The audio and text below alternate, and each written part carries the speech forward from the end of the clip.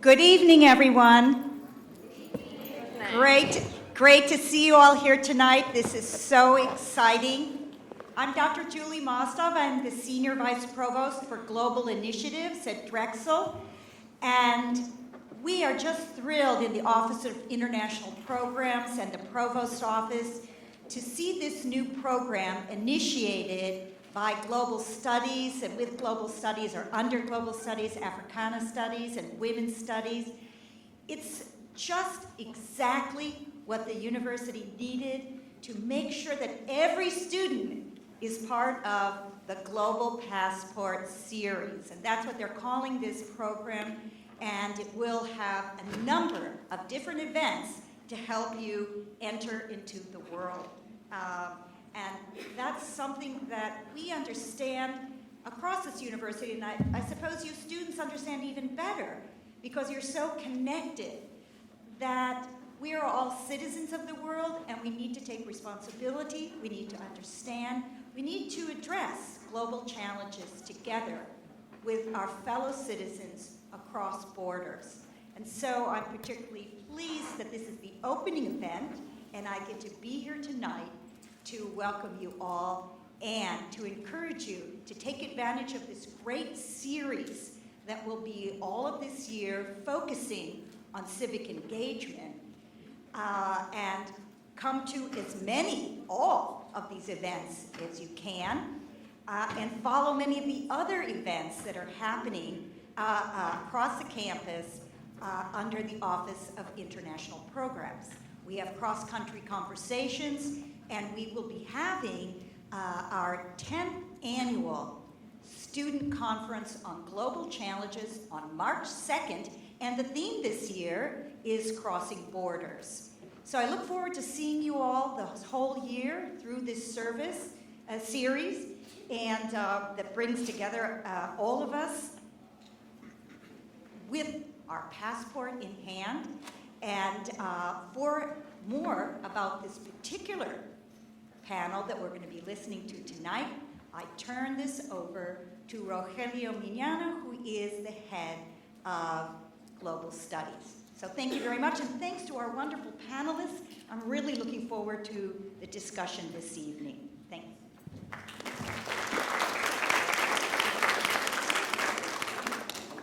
Thank you all. Good evening and welcome to our first ever Drexel Global Passport Series event. I'm Rogelio Miñana. I'm the head of the Department of Global Studies and Modern Languages. And Drexel GPS, just let me give you a brief description of what we're trying to accomplish here, is a 6-part, there are 6 events, year-long forum for respectful, open, and well-informed conversations on global issues around a common theme. The theme for this year, as Vice Provost Mostov just said, is global civic engagement. There is information on Drexel GPS events for the entire year on our website and also in the flyers that we have right outside. I want to thank you all for coming, of course, and particularly I want to thank our panelists for sharing their wisdom and their experiences with us.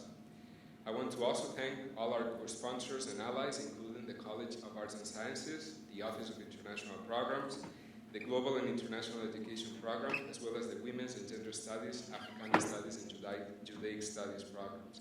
We're also most grateful to Drs. Navjeet and Ucharan Singh for their generous financial support to the department. In likely the most contentious and, regardless of party affiliation, one of the nastiest presidential campaigns in decades, if not ever, we want to offer our students, faculty, and Philadelphia residents an open forum for respectful and well-informed conversations. I'm pretty sure, and I'm sad to say this, but I'm pretty sure that our panel tonight will be much more interesting and much better informed or informative, at least, than the presidential debate that we will probably watch tonight.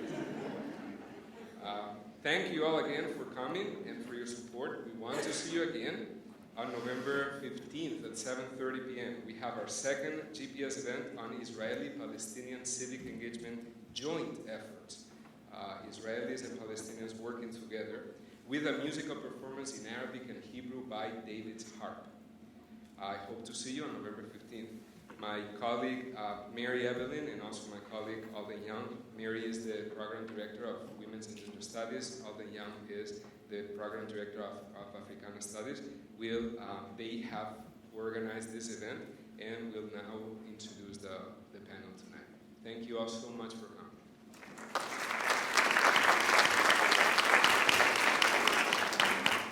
Good evening, everyone. I'm Mary Eveling. As Rogelio said, I'm Director of Women's and Gender Studies, and I am, along with Alden Young, the co-organizers of tonight's event. I just wanted to take a moment to introduce our phenomenal moderator and panelists. Right here to my left, immediate left, is Dr. Kevin Woodson. He is an associate professor of law at Drexel University's Thomas R. Klein School of Law. Professor Woodson received his doctorate in sociology from Princeton, and he went on to receive his JD from Yale Law School. He has practiced law with Wilmer, Cutler, Pickering, Hale, and Dort in Washington, D.C., and his current scholarship is focused on education, racial inequality, and the law. To Professor Woodson's left is Dr. Terrence Johnson. He is Associate Professor of Religion and African American Studies at Georgetown University. Also at Georgetown University, he is a faculty fellow at the Berkeley Center. He received his BA from Morehouse College and a divinity master's degree from Harvard Divinity School and a PhD from Brown.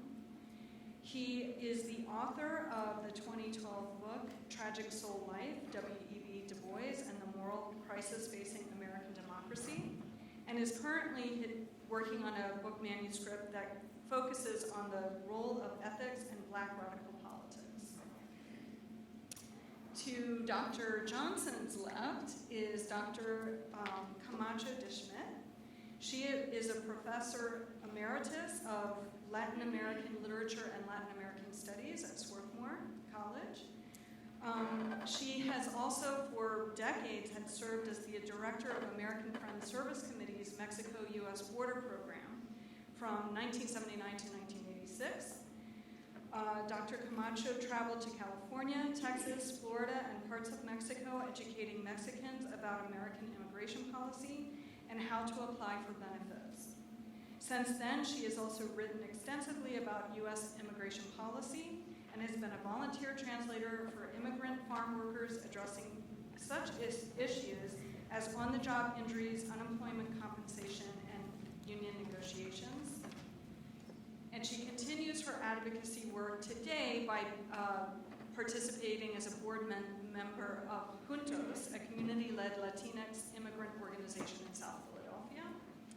And finally, to Dr. Camacho's left is Dinah Aubert, who works as a disability rights activist and a lawyer.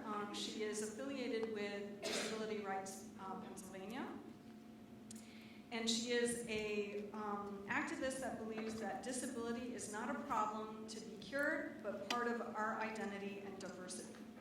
Her work focuses on access to housing, transportation, places of public accommodation, and community integration for people with disabilities.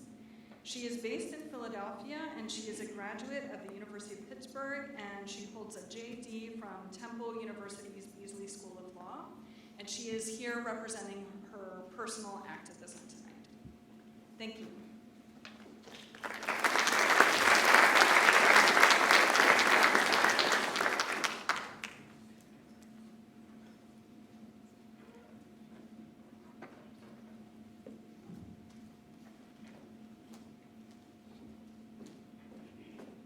The first speaker is going to be Dr. Terrence Johnson. So I don't know if you'd like to come up here. I'll stay here. That's okay. First, I'd like to thank the Drexel University community for the invitation to come and share my thoughts. You know, it's an interesting time we're living in, and I really want to sort of start the conversation by acknowledging that I think our universities and our institutions have failed us. And they failed us in part because we've not created the kind of cultural context to give us kind of the language to help deal with what's happening. I think when we look at Black Lives Matter, when we look at marriage equality, just to name a few of the current social concerns we're facing, I'm not sure our publics have given us, right, the tools to make sense of this. And I want to start from my sort of starting point, which is sort of the Black church. In many respects, people have argued that the Black church is dead, that the Black church has been absent, say, from the Black Lives Matter movement. And in part, I want to argue that that's partially true or partially false. I want to argue that in some respects, the Black church has sort of gone through a kind of decentering moment now. And that, in fact, it's really struggling to sort of regain an identity. In part because of gentrification in terms of these churches have sort of been pushed out. The communities they're working with have been pushed out of their communities. And also the sense in which Black churches are struggling to deal with this idea of theology and how to deal with the growing concerns that we are facing, particularly around sexuality and around the sort of growing poor. And my work really looks at, well, how do we create kind of new languages to help us kind of make sense of these new issues? And Evelyn Brink at Harvard argues that, well, the Black church really serves as a kind of counter-public. And I'm wondering if, as we think about this election, how do we, as members of a university, how do we, as members of the community, create sort of counter-publics to help us sort of think through sort of the growing problems we're facing, the growing challenges? And in some respects, I want to argue that the Black church is a kind of model. And it's a model in part because people have used the church as a way both to deal with the kind of immediate concerns of religion, personal and emotional concerns, but also really tried to deal with politics. And politics in terms of how race and inequality have helped to shape sort of American democracy. And I want to put forth that the university, places like Drexel, places like Georgetown, Haverford, and Swarthmore, can serve as a kind of counter-publics, places where people can actually come and voice their concerns and try to kind of gain a new vocabulary for wrestling with, for example, marriage inequality and racial oppression.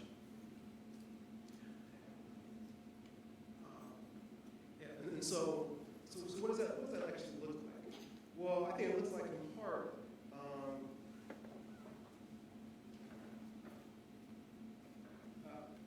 our efforts to try to encourage people to speak from the starting points. And I think you speak by your starting point by acknowledging difference and acknowledging, I think, our fears, right, and our struggles. And part of what I think the Black church is sort of dealing with as we deal with this sort of elections, well, how do we deal with a social world that's changing alongside sort of the text that we use? And often our texts are fixed. Those sort of locked in a particular world, and we're sort of struggling with how do we make these texts alive. And part of what I think the new challenge is to sort of see the texts that are sort of guiding our institutions, particularly guiding our church, to see these texts as kind of a talking book.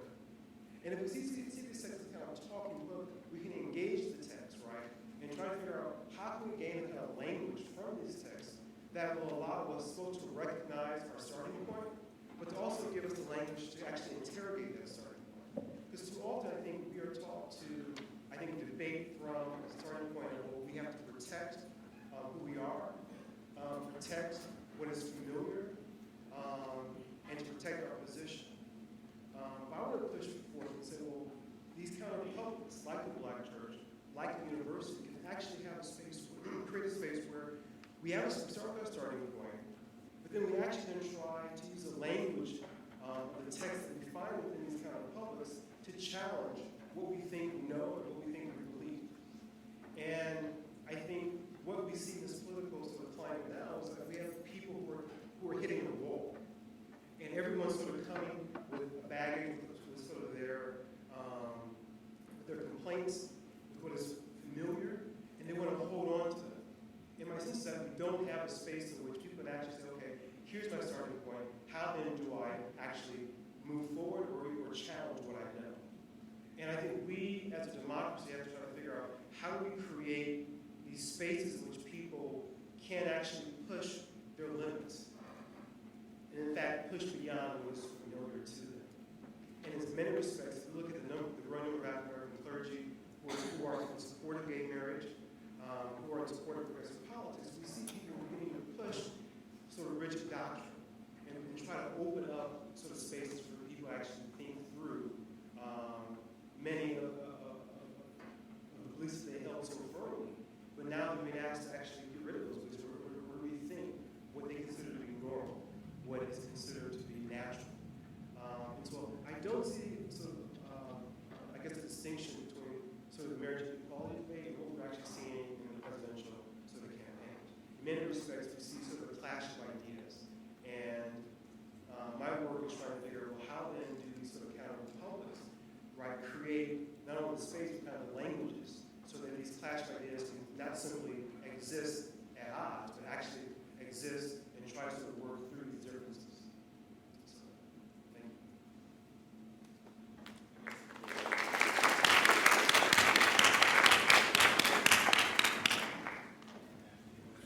Yeah, sure. So, thanks. Thank you. I'm really excited to be here, and I'm really excited about disability in this election cycle and what that means for the future. Let's talk a little bit about disability. 20% of the population in this country is disabled, according to the census. Now, of course, that can mean many different things as far as who is disabled and who has a disability.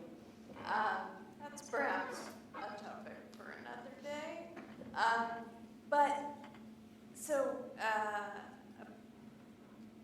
About 1/4 of the total electorate, and that is people who are eligible to vote, which is not necessarily everybody who's going to the polls, but 1/4 of people who are eligible to vote are either have a disability or have a family member with a disability. So in theory, just by the numbers, disability has the potential to be this huge, powerful voting bloc, this powerful interest. But still, the disability community is often seen as this niche, specialized interest and not an identity group. Disability, however, in this election is coming up a lot more, mostly in ways that aren't very substantive. As a writer, S.E. Smith, has said, disability is being reduced to a simplistic, political, blunt object. I like that because, that refers to one candidate mocking of a reporter with a disability, and that has been used by his opponent to go after, look at what a monster he is. He does these things. He insults these people, and even people with disabilities. And, I mean, that's, terrible. But, a fellow activist that I know tweeted yesterday, "Dear USA, less about protecting my feelings from Trump's insults and more about protecting my rights from Trump's policies, please." And I think that, gets to the heart of what the disability community, to the extent that it is a coherent or cohesive group, wants to see more attention paid to more substantive issues. And that is happening. And that's why I am just so excited. So let's talk a little bit about the debates. So I went through the transcripts. I was pretty sure I remembered, I would remember if they had brought up disability in a substantive way. But I just did a little search through the debate transcripts for the purpose of talking to you all. And so in the first presidential debate, disability or disabled or other terms connoting disability was not mentioned at all in the first presidential debate. In the second debate, Hillary Clinton did say disability or disabled 3 times, but mostly that was in rattling off the litany of the communities that Donald Trump has insulted. And so, again, not very substantive mentions of disability-specific issues.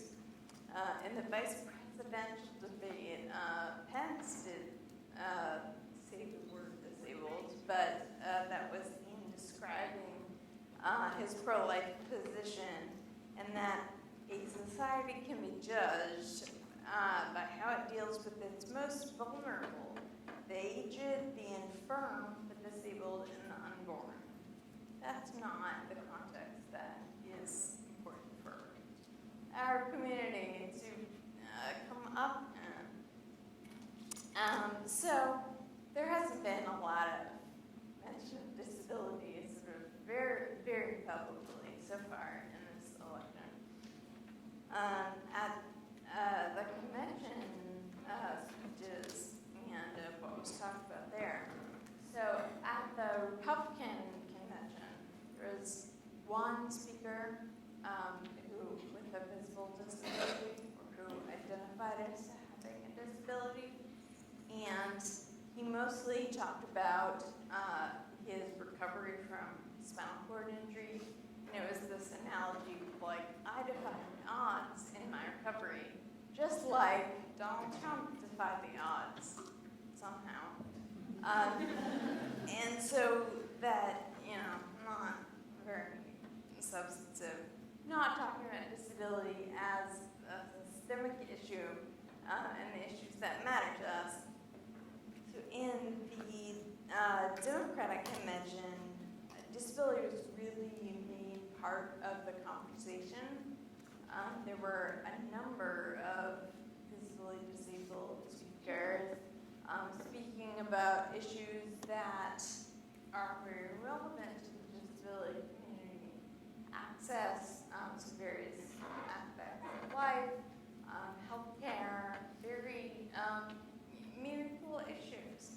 So that was great, and that made me very excited to finally feel like I and my community were being brought up in these discussions.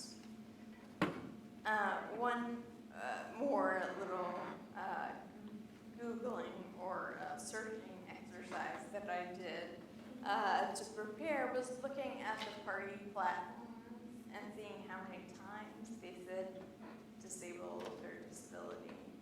And it unfolds a lot like I expected. Democratic platform disability is mentioned 36 times. Republican platform 19. The Green Party platform was harder to search, but it looks like about 16 mentions.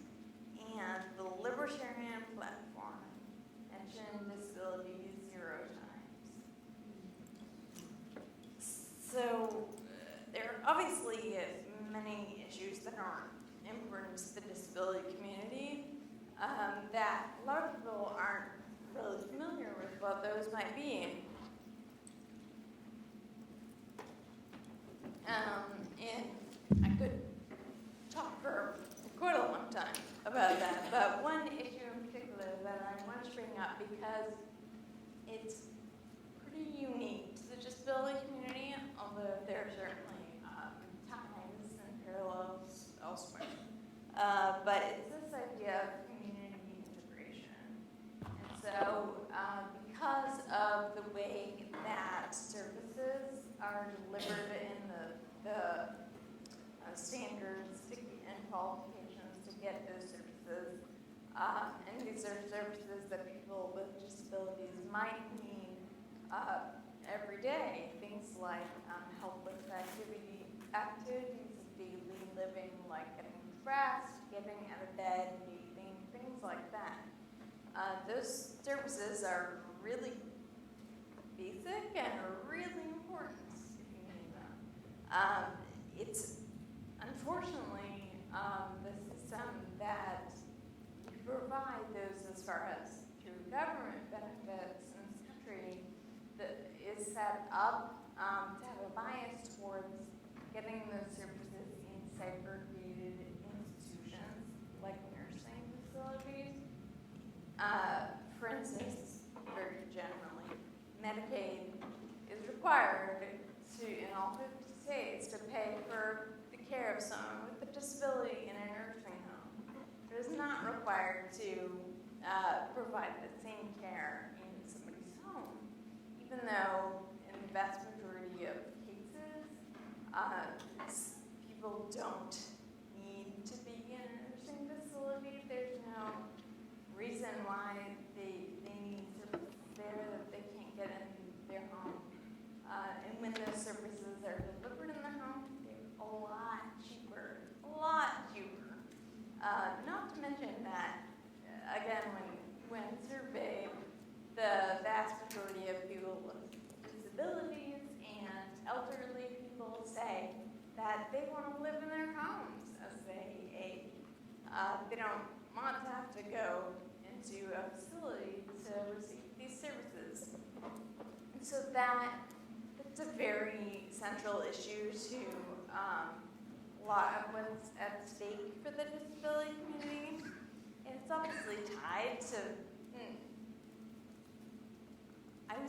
probably not everything else, but most other things that, that I work on and that are pertinent to my community. Like, for instance, you can't, if you're in a nursing home, you can't get out of the nursing home unless you have a place to live that is accessible and that is affordable for you.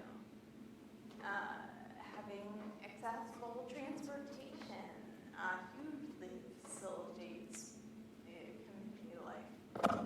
What else makes it a lot easier to live in a community? Having a job. So again, this is tied to many issues affecting our community. So real quick, I will tell you a little bit about what major party candidates have to say about this issue. Hillary Clinton is the sponsor of the Disability Integration Act, which is a piece of legislation that would create a right for people to receive long-term supports and services in their home instead of in a facility, as is currently the case. And she has said many other things that that lead most in the disability community to be confident regarding community integration. Trump has said that the Disability Integration Act would be a waste of money. That kind of says it all. But also, in general, Clinton's response on a lot of these issues is much more specific and meaningful than Trump's has been.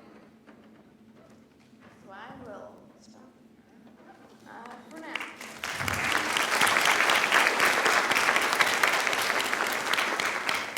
So last but not least, we have take us to the slideshow. First, I'm going to very quickly. I wrote some remarks so that I would cover a lot of ground as fast as possible. And I want to thank very much the Departments of African Studies and Global Studies and Women and Gender Studies and Drexel University for bringing us together and for allowing me to see the young people of students whom I miss very much since I retired.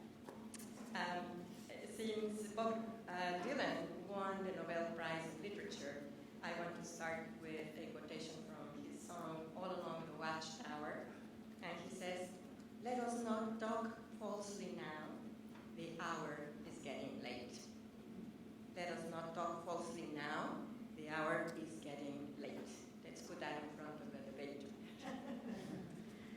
So I stand before you this evening to speak about immigration very quickly, very near the place where the country was born, full of vitality and hope for the future and imagination for what a nation that was free in the Americas could be like, but also sitting on the central contradiction of its declaration, all men are created equal. So I speak to you while we are facing the challenge of 11 million Syrian refugees who are not welcome in many places, even when they cannot return home. This is also a time when immigration policy has emerged as a top issue in presidential debates, enabling the expression of some of the most dehumanizing verbal characterization of immigrant workers ever circulated in the public arena. So we live in a world where the mobility of human beings across borders produces fear. In the global project, capital, communications, tourist travel, science, technology, culture, and the exploitation of natural resources recognize no borders. But refugees of wars, including drug wars, and immigrant workers face innumerable obstacles as they escape unemployment and violence to arrive at their destination. Indeed, most risk their lives in the process. Those obstacles should appear insurmountable for wayfarers who would come to the United States without the benefit of legal protection, undocumented working. The Mexico-US border is deadly. All crossing points display formidable walls. A border patrol 21,000 strong protects the invisible line where a powerful country meets its troubled neighbor and neighbors to the south. Electronic sensors, sophisticated military equipment, including drones, and the sporadic addition of National Guard troops defend the territorial integrity of the nation in an extravagant display of force produced more as a reaction to September 11, 2001, and the terrorist events of that day, than to the danger undocumented workers might pose for the country. Since 1994, 6,000 border crossers have perished in the Arizona desert, according to human rights groups. The threat of heat stroke, dehydration, rattlesnakes, and a large, uninhabited, and inhospitable land should act as disincentives, but not for everyone. They cross in the Arizona desert because they have had to move from the Tijuana crossing area in California because of the wall that was built there. Many of the dead are never identified. They are the anonymous casualties of collateral damage of war on the foreign poor who are workers. As effective as border protection has become, it is even more powerful when working in tandem with a maze of laws that local, state, and federal politicians of any ideology regard as broken. Together, they act to make life very difficult for those who are undocumented at the present time in most urban, suburban, and rural areas in the United States. Their provisions criminalize both the act of migrating and the act of working, converting unauthorized migrants into fugitives all the time. Thus, the law installs the experience of fear as a dominant regulator of everyday life and interaction with the surrounding world, for children and adults alike. In reaction to that communal experience, a grassroots movement has emerged among undocumented immigrants and a large number of citizens who are their allies of any sort. The movement proposes alternative views of the undocumented experience to those of most politicians and a very large part of the public media. That experience centers on undocumented people as workers, family and community members, people in relations, people in productive engagement with the economy. It's an experience that points to the equity as capital, human capital, that they have built through a long historical experience of migration that started more than 100 years ago, and the short one of their own individual lives. Undocumented people have contributed to building the nation, its economy, culture, and society. Sorry.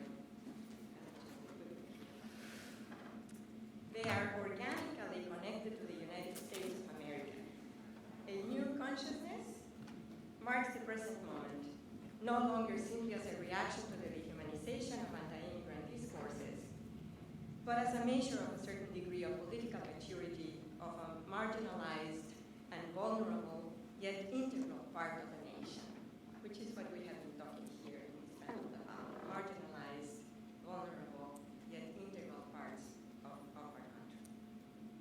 So here I have Justice Diana, what Hillary Clinton and Donald Trump have introduced as their talking points on immigration policy.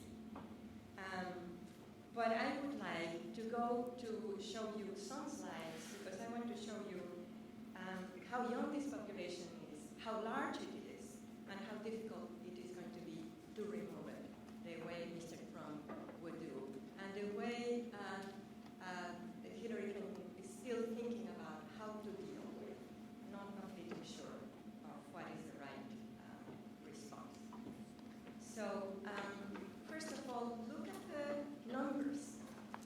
The U.S. total population, very large population, one of the large countries in the world, but the U.S. foreign born, 42.3 million, and unauthorized immigrants, 11.2 million. And 1 of 20 workers in the labor force is an undocumented immigrant. Think of the meaning of that. That is an outstanding figure. And 11.2 million unauthorized immigrants are the size of Belgium. It's a big country of undocumented people. And here in Pennsylvania, our total population, which is only larger than the total of undocumented workers in the country, foreign born, close to 1 million, and then unauthorized immigrants, undocumented people, 117,000, or 1.3% of the population. And look at where they come from. More Asians in Pennsylvania than Latin Americans, people of Latin American origin. Although their numbers are growing very fast. How many of you know undocumented people in the city of Philadelphia? All you have to do is go to a restaurant, right? And then you will see Central American and Mexican people and also people from Asia in a lot of places. The expected racial and ethnic composition of the United States in mid-century, in the 21st century, shows less than 50% of a white population, and people of color overtaking them as a whole, and 22% ethnic. So no wonder that people are worried about what has happened to America. It doesn't look like the one that I used to know.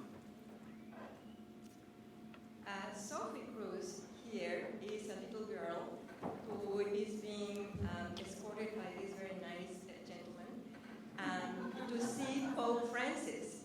And she's going to give a letter to Pope Francis telling him to please advocate for the needs of undocumented immigrants like her parents in California.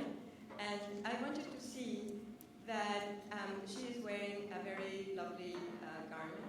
It's from Oaxaca, and it's all embroidered. And she's a little girl, unmistakably an immigrant among a white group of people. But her name is Sophie, not Sofia, which would be her Spanish name.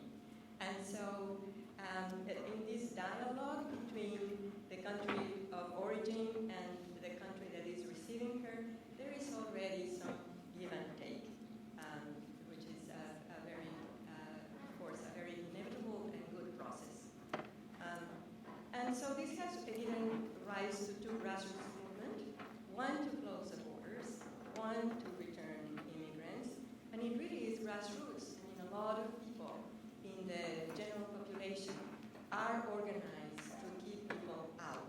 Whoever the president is, these people will be talking to the authorities of the country, asking that harsh immigration laws keep people out. And I call it the misinformed anti-immigrant movement because they say 23 million illegals, and only 11 million people are unauthorized or undocumented. Illegal is better used as an adjective than as a noun. Look how ugly it looks there. No human being is illegal. This is a phrase from Elie Wiesel, who died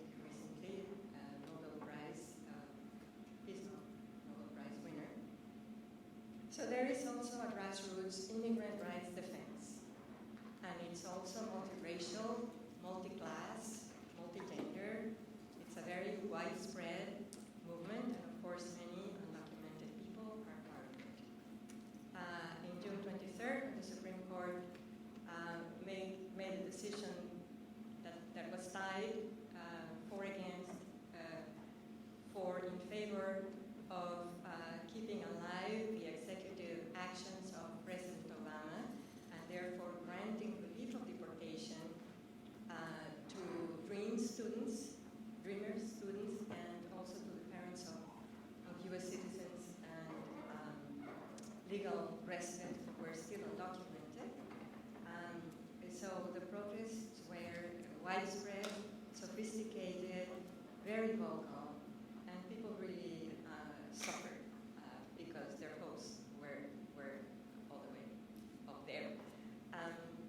So I am impressed by how many of the signs for protest include children, because this is a young population. This is a population that is knowing for the future in a very big way.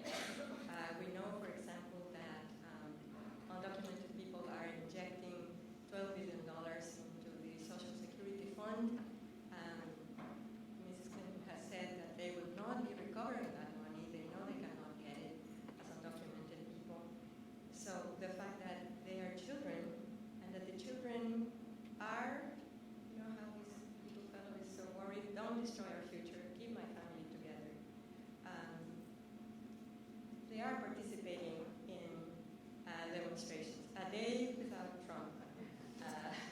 An echo of famous Edward G. Murrow movie, A Day Without Sunshine, about farm workers in Florida, and also A Day Without a Mexican, a film that was made in California. So A Day Without Trump evidently makes this person very happy. And here is not children, but young people like yourselves, who need a lot of college student solidarity.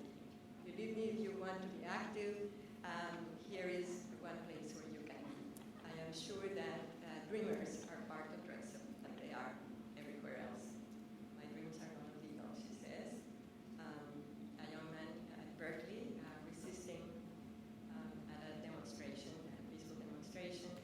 Students in Miami writing the word dream on the beach.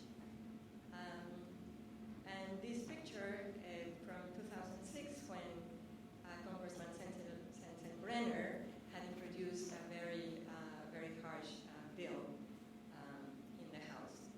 The workers' struggle has no borders, full citizenship rights for all immigrants, and so we are sitting here. So thank you very much.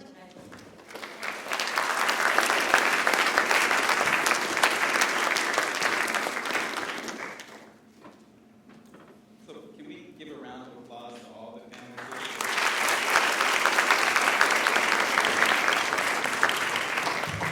Thank you for the interesting, insightful, and informative. I like having this board this morning. I don't get this at school. But thank you for the interesting comments. We all learned a great deal from them. And it was truly a privilege to learn from your experiences and perspectives. And it's great to be on a panel with such a diverse array of views and backgrounds. So at this point, I'm going to pose one question for each of the panel members, and then I hope that time permits, we'll be able to entertain some questions from the audience as well. So I'm going to try to make my question short, which, as some of you may know, is very hard for an academic. But so I guess I will start with Terrence.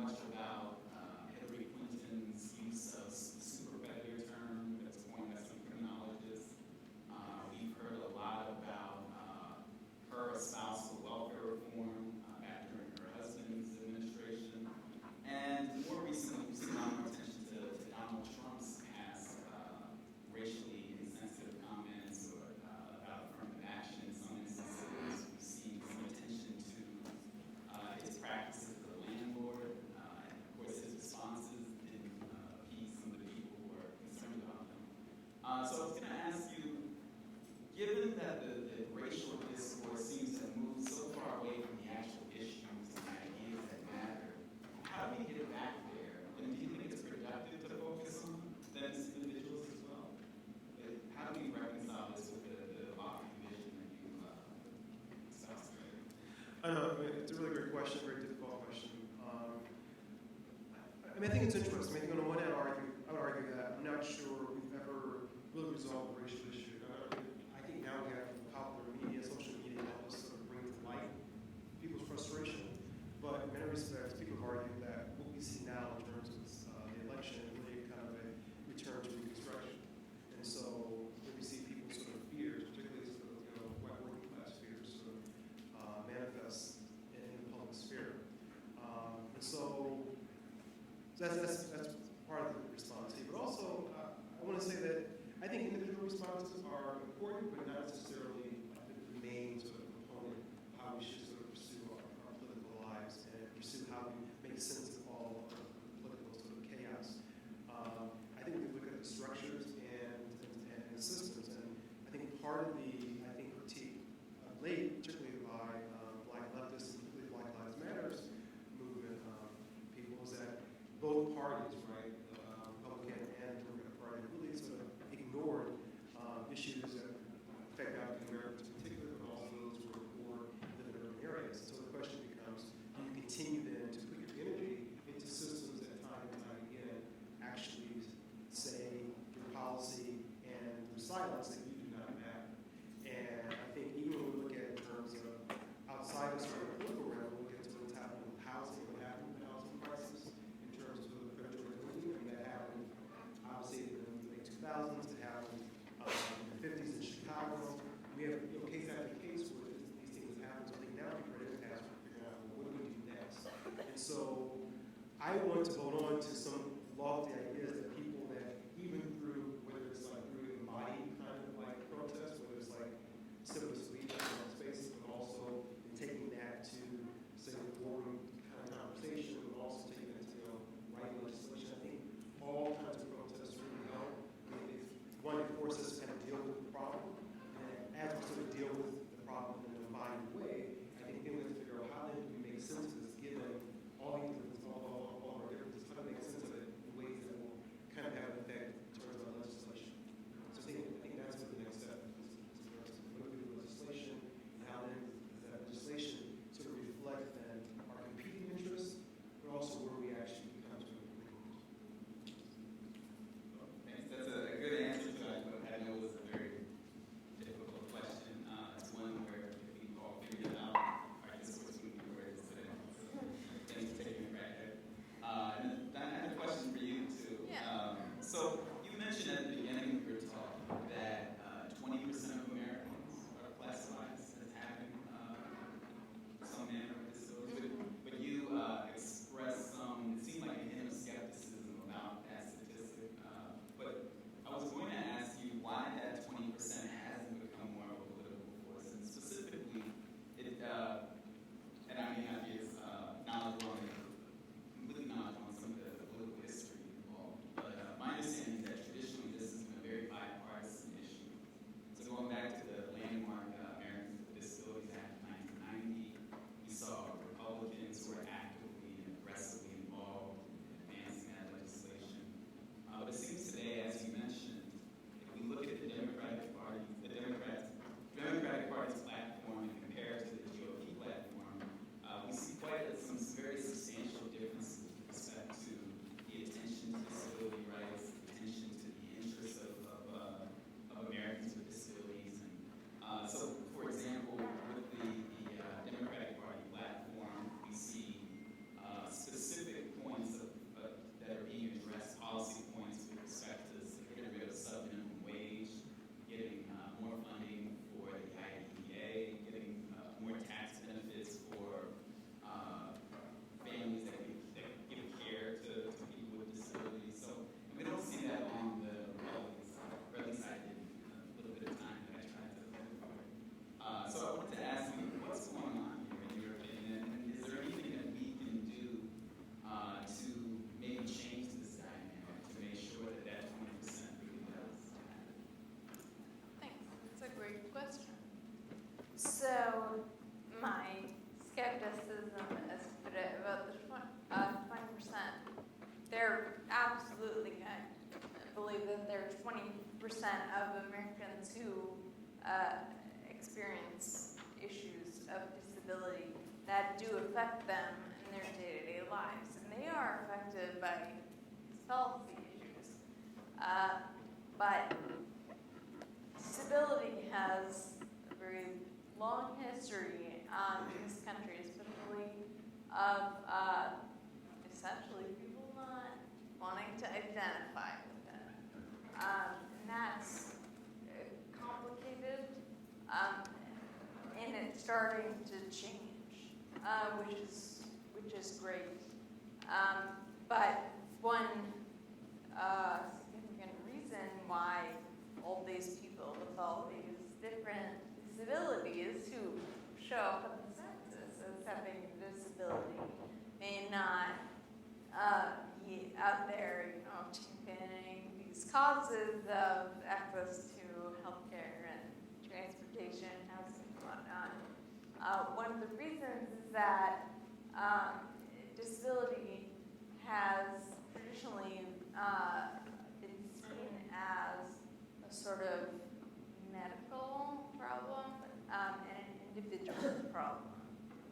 It's something that's, oh, I'm sorry that this happened to you, and I hope that you are able to overcome that and be non-disabled, just like the rest of us, because isn't that what every disabled person must want to actually not have a disability?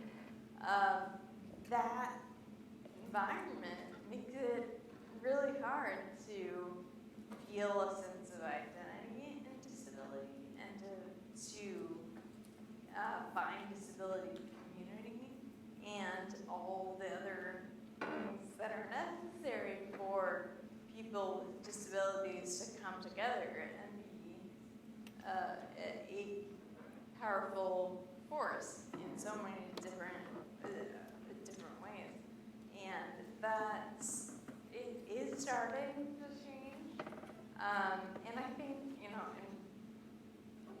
a large part, this does have a lot in common with the idea of why disability rights has come to be sort of a liberal agenda item. So our society as a whole has become more, the issues of different populations have been getting a lot more attention.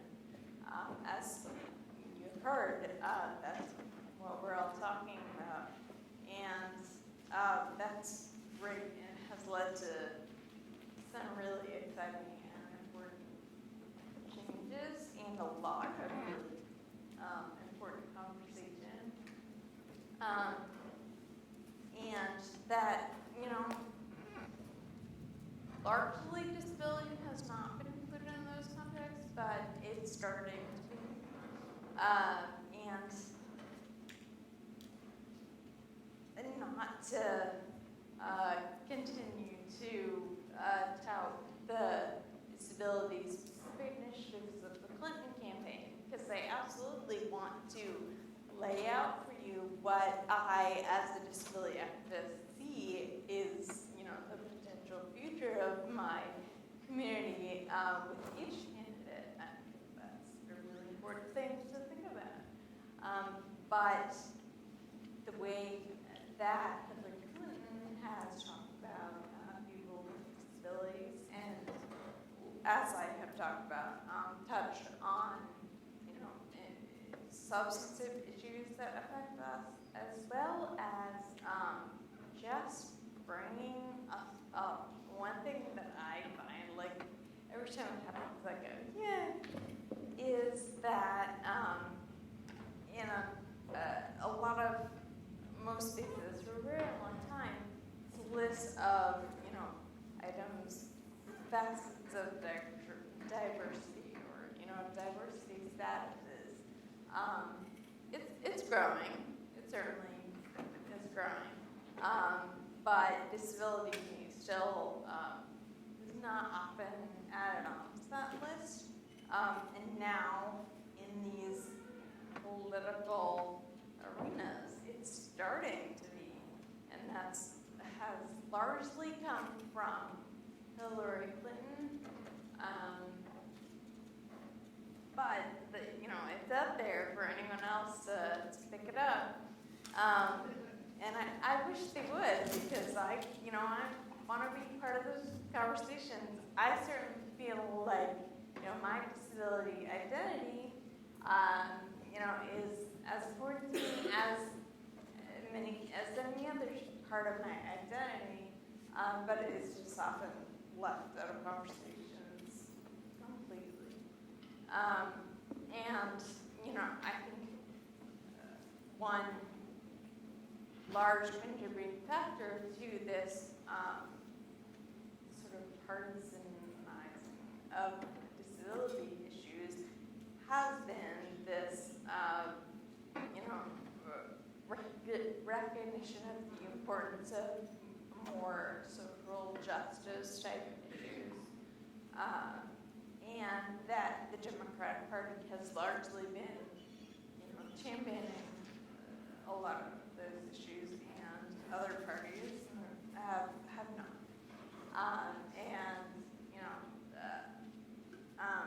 The Republican Party is very,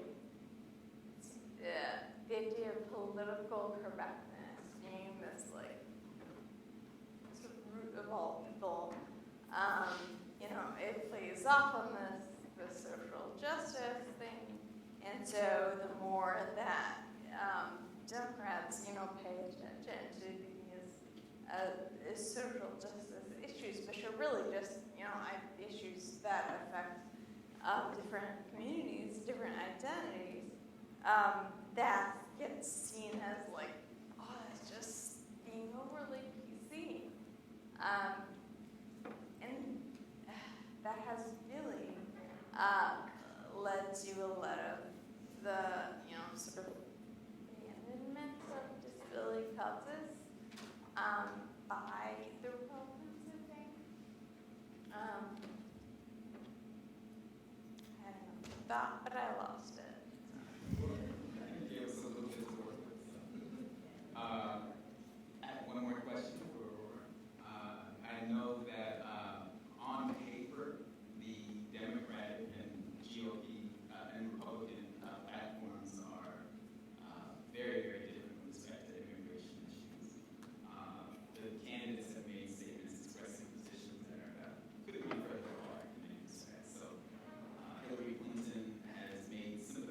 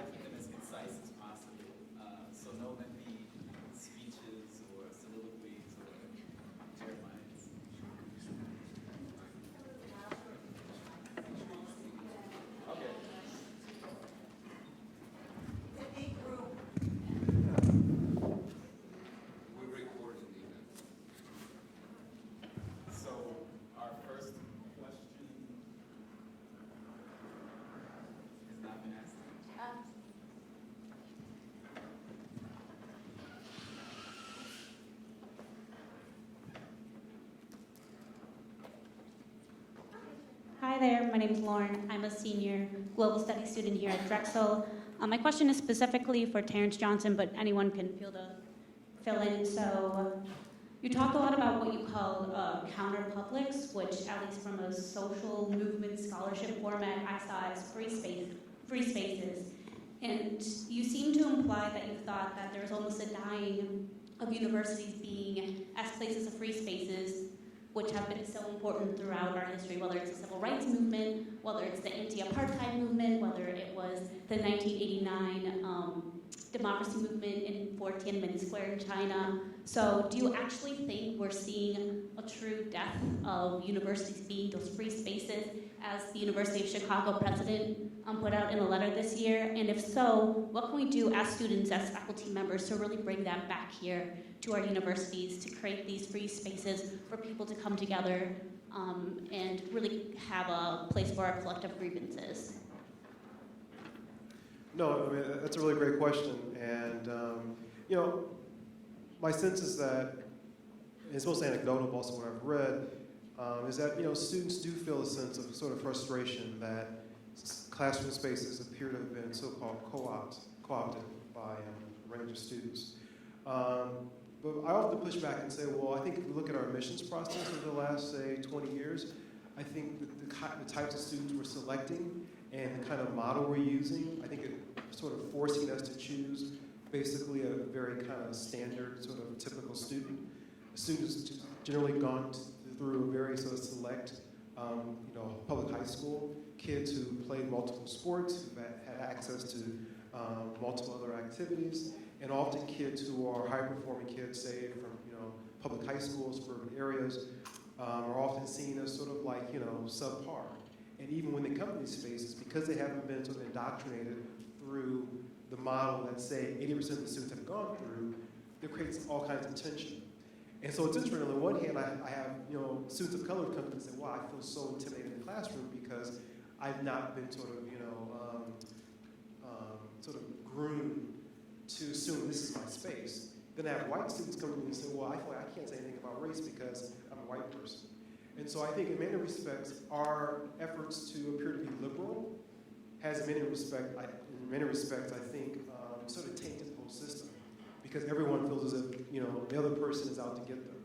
And I think, you know, some of my colleagues may disagree with me, but I do think that our attempts to sort of have sort of conversations that are as if we're at a cocktail party, where we have to be polite, I think that sort of theme sort of dominates the classroom. And I think we see that happening even in the election, which is why people say when you speak from your heart somehow, you're going against what's politically correct. And in some respects, speaking your heart, it is compelling, and it can be prophetic. And in other moments, it's actually demonic and very destructive. And so I think we need, you know, places where we can actually, you know, I think as a collective identify those moments when it is demonic and not necessarily very helpful. And so I think our charge, or your charge as students, is to push us in the classroom. And for you as students not to feel as if you're silenced in the classroom, regardless of your social context. And again, it's tricky because professors often, you know, we have the power. But I think as you organize and as you push administrators, and as you come to us, you can actually, I think, produce a lot of positive change.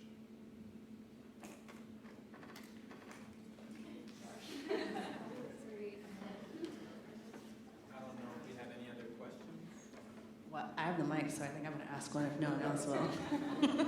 I'm curious, from your perspective, I often hear from some of my students that, you know, both candidates are pretty awful and it doesn't matter, you know, I'm not going to vote for either one of them. And I'm just wondering, from your perspective and stances and populations you represent, what are your thoughts on that?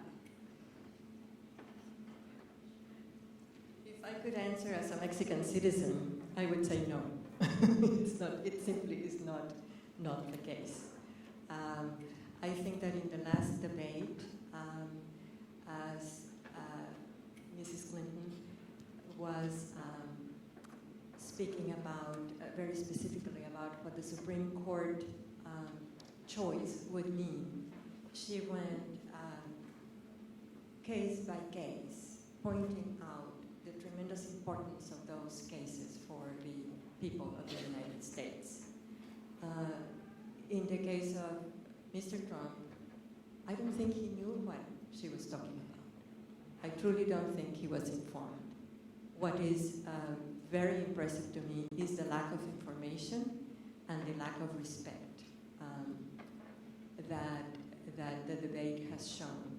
And so to say either one is the same, I just do not think so, and I'm sorry, I am now answering as a very personal person who is an immigrant in the United States and who has a great deal of respect. I'm not a voter, I will not vote, but I remember my father at one point saying in Mexico, who is in the White House is so important. It looks to me like Mexican people should have the right to vote for the US president because the influence of who is in the White House is so profound in Latin America, all over Latin America. I think that in general, the immigration advocacy community is very clear that there is some way of looking at immigrants in the case of the Republican candidate and a completely different way on the side of the Democratic candidate. And Jill Stein is very, very good on immigration. And Gary Johnson has said some very good things about immigration. So they have realized that this is a very important issue. 60% of all voters say that this is one of the most important issues as they vote, and 20% say it's a decisive way for them to vote. But that doesn't mean that we know what exactly they are saying that they will vote for.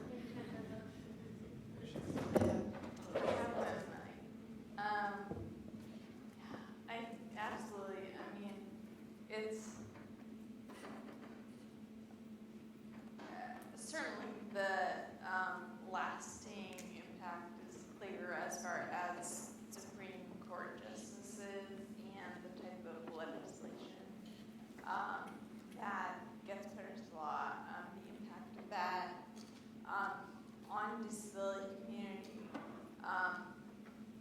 is so important because that is often the only way that disability as a community and individuals are advanced. A lot of the things that I work on in my professional role are battles that would be losing battles. It would be very hard to fight if you didn't have monumental Supreme Court decisions. For instance, regarding the issue of community integration that I spoke about before, the Supreme Court decision that has completely changed the landscape for that is the Olmsted versus LC decision in 1999. And a whole lot of my work and a whole lot of the legal and policy work that is really important to the disability community as a whole is around enforcement of Olmsted decision. So just that right there makes me care a whole lot.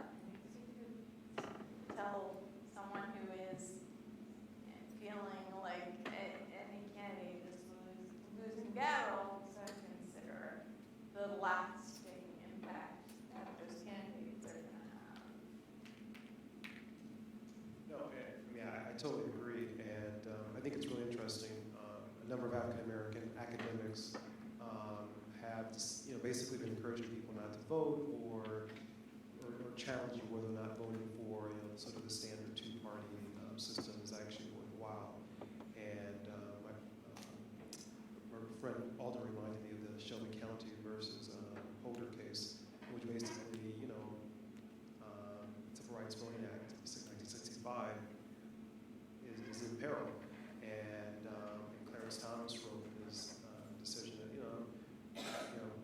we've defeated discrimination, so we don't need to hold certain counties sort of more states to a different standard because of historic wrongs. And my sense is that, if we fail to vote, it's tough because I think intellectuals want to say, well, particularly on the left, that, it's like two evils you're voting for, you have to pick, lesser evil. But my sense is that, I think I want to push back and say that we have to have some sense of optimism for sort of democratic change. Democratic change isn't necessarily liberalism, right? I think democratic change can mean so much more. Oops, sorry. But, it's my wife. Can mean so much more, but I think, we need your participation to make it more. And I think also what's very interesting, look at the women's liberation movement. I think women were very sort of smart in terms of after you protest, you create institutions and you try to change infrastructure, not simply just sort of fit in. So I think part of what the election process is, yes, you're voting. In some cases, your candidate may not win, but the real work happens after the person is in office. And what are you doing in your community, but also what are you doing with other groups? Clearly, in terms of Congress, we should all know that people have joined forces from the Tea Party and say, this is what we want. And the question becomes, will other groups push back and say, how do we have sort of a balanced table where people are actually wrestling and not simply taking orders from one group? So I think voting is very important. And I think, unfortunately, many of us who are in these spaces have the luxury of not worrying about, our next meal or about our safety as immigrants. And so it's easy to intellectualize this, but I think there's a real need for people to vote. There are real issues at stake. So we have one more question. So I have a question about after the elections. I think a lot of people, because of many of the things that you brought up, are really concerned about what the climate will be like, that we've stirred up so much antagonism and conflict. And this is not just here, because I want to bring this to the global, and that is, considering the rhetoric around Brexit, the rhetoric in France, in Germany, with immigrants and refugees and so on, that rhetoric has become so escalated and so filled with hate and fear. And I'm afraid, there was a great article in Mother Jones about this, and I think it's really an issue for us. What is it going to be like post-election, and how can we respond to that as a university community?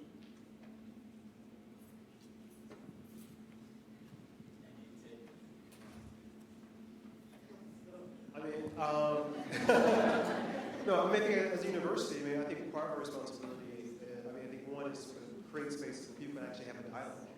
And I think it's tough because trying to facilitate the conversation, means that we have to really be honest. And we're vulnerable. And again, I think it's difficult to ask women to be vulnerable. It's difficult to ask people of color to be vulnerable in these kinds of spaces. But I think we all have to participate in it if we actually want to push the political climate. Then I think from there we try to bring in sort of the voices we never bring in. Right? Bring in people who are actually representing Native Americans, people who are actually representing white working class coal miners. How do we get these people involved in these elite spaces so that we actually hear them, and not something that we just read in a textbook? And then as we sort of engage them, how then do they actually change how we operate as universities? Because my frustration is that we often bring in sort of a diverse group of people, but the table is never reconfigured. The table remains the same. The question becomes, will we then have a vision to change the terms of how we even deliberate? Maybe we throw out the table. So I think part of it is that we have to recognize that maybe the university will have to change in drastic ways to accommodate the kinds of changes we're seeing. I think in many respects, when we look back at what happened in the 60s in terms of the growth of black studies, I think that was, in many respects, a justifiable way to try to deal with the problem at that moment. I think now it's a similar but different situation. So what do we do now that's sort of drastic and that pushes the university in a way that recognizes our competing concerns? I also think that universities are the site of the production of new knowledge and dissemination of knowledge, and we need to know what is going on, and I think that we need to trust what we know that is going on, because so much of the fears that have circulated about each other are based on misperceptions and lack of truth, a lack of real real researched evidence, empirical evidence. But I also want to think, as a humanist, as a professor of literature of a few years ago, that universities are also the site of imagination. I think that an election is a time to imagine. We vote in a certain way because we imagine what will happen in the future under a certain conditions and with a certain leader. I happen to think that the communities that we as a society have allowed to be at the margins can help us imagine a very different kind of community than if we are not together and with them and in dialogue. I really think that one of the functions of the undocumented people in the country is to say the country as you knew it is gone forever. There is that phrase of make America great is not an imagination of a future. It is an imagination of a past, and probably a past that was never real. And so imagination of what the world has become, which is so plural and so newly diverse, what an overused word, but diverse in ways that we never suspected it was going to become. To put our weight on the side of multilingualism, of getting to know others, of using art to find out what the world is like. I think that some of the answers for building peace are connected with all those elements that universities are so privileged to sometimes embrace. One comment. And I think part of that involves then actually looking at taking your advice and saying, look, don't worry about your grades per se. I mean, yes, do well, but engage the community, right? And don't think that I have to write and get an A on every paper, right? We can't give everybody an A. So I think once expectations are changed, then you have the freedom to actually explore the text and open up into imagine. I'll just add, that's okay.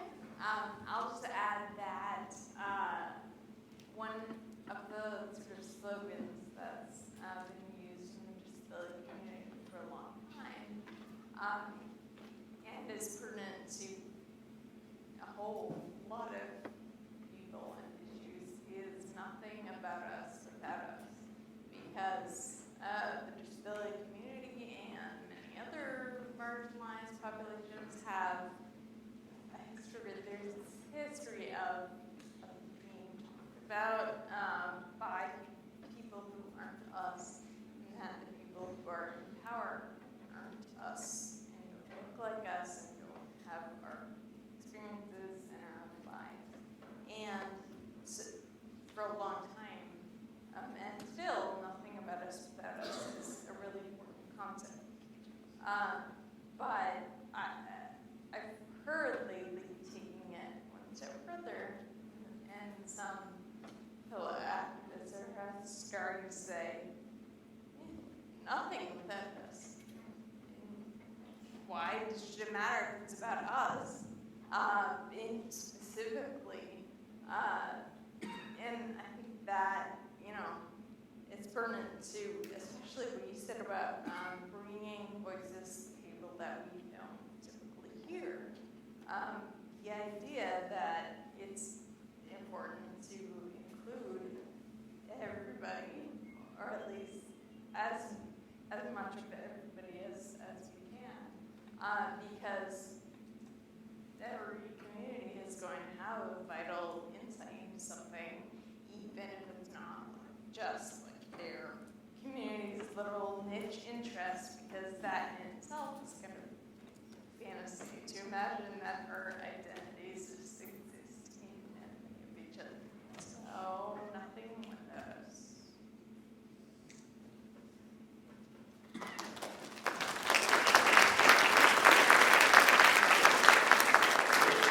We are just a few minutes over, but I was going to give everyone an optional,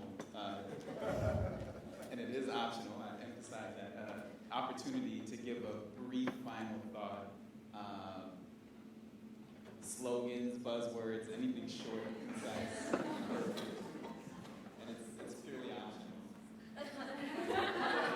Any takers? I said that slogan, so I'll leave it on that. I just want to thank everybody again for this very important gathering and very Thank you for joining us.